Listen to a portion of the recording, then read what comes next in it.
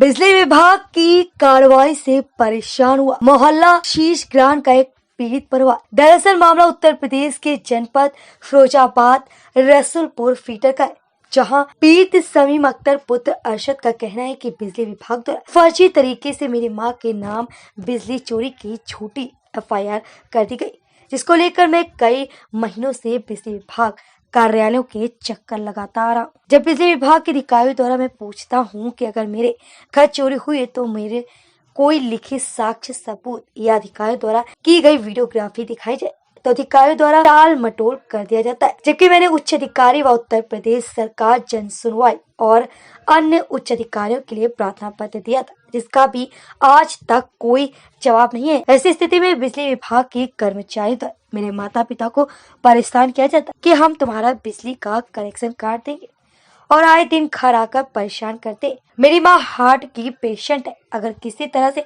उनको बार बार परेशान किया गया तो मेरी माँ के साथ कोई भी अप्रिय घटना घटित हो सकती है, जिसके जिम्मेदार बिजली विभाग के अधिकारी व कर्मचारी होंगे।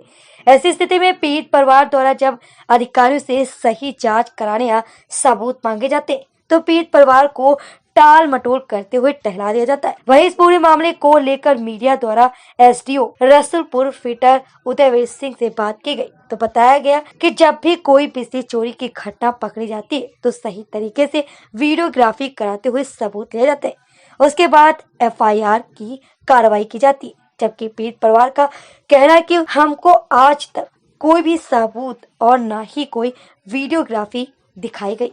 क्या नाम है आपका? मेरा नाम रुशद अख्तर है।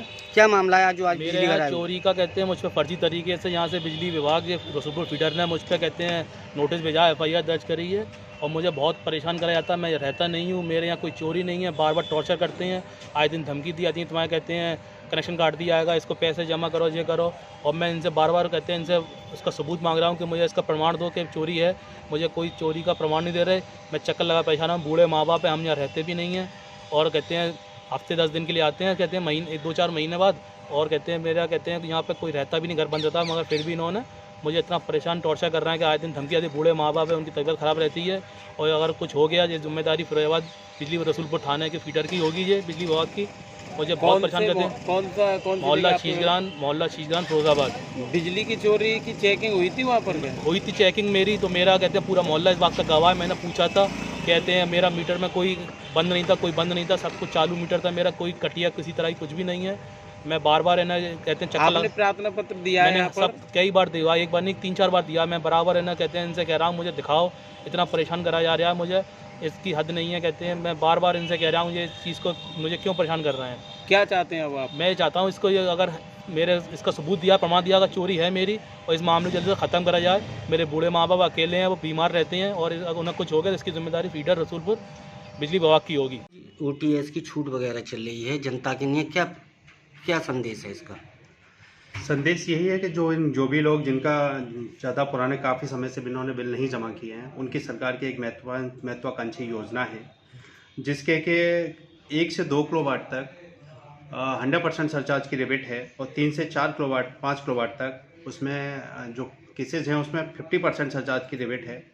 तो मेरी ये लोगों से अपील है, क्योंकि इस तरह की स्कीम काफ़ी कम निकलती हैं और लोगों का जो सरचार्ज जो लगा होता है, केवल सरचार्ज हटा करके एक्चुअल जो उसका मूल बनेगा, अगर वो जमा कराने के इच्छुक है तो वो ज़्यादा से ज़्यादा तादाद में आएँ और अपना जमा कराएं।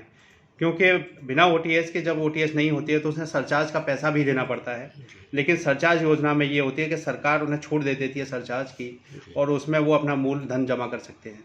और इसमें अगर किसी के पास में पैसा ज़्यादा नहीं है तो वो 6 महीनों में 1 से 2 किलोवाट के जो कनेक्शंस घरेलू हैं उनमें 6 किस्तों में भी जमा करने का प्रावधान की ये योजना है जो सरकार के द्वारा लागू है।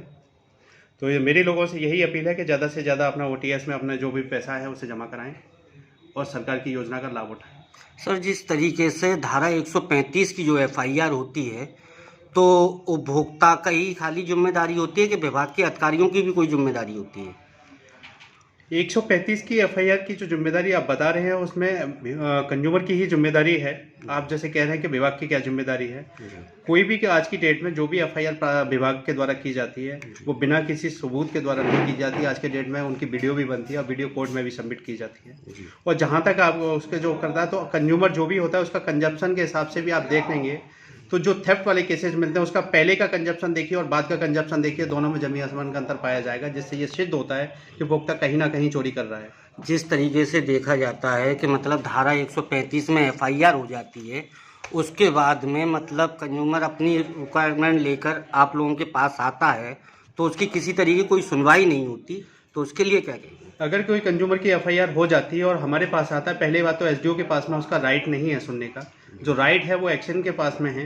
एक्शन साहब के पास में वो अपना प्रतिवेदन दें कि मेरे खिलाफ ऐसे ऐसे करके जो विद्युत चोरी है उसमें मेरे खिलाफ ये कर दिया गया है, तो वहाँ अपना प्रतिवेदन दें। अगर वो सुनने लायक होगा तो बड़े साहब उसमें जरूर अमल करेंगे और हमारी तरफ से कोशिश रहती है कि ज़्यादा से ज़्यादा केसेस में लोगों को जो भी है अमल में लाया जाए और उनका जो भी जुर्माना है वो स्थिति को देखते हुए या जो भी उसका लोड है, कनेक्टेड लोड है, उसको भांपते हुए उससे जमा कराया जाए।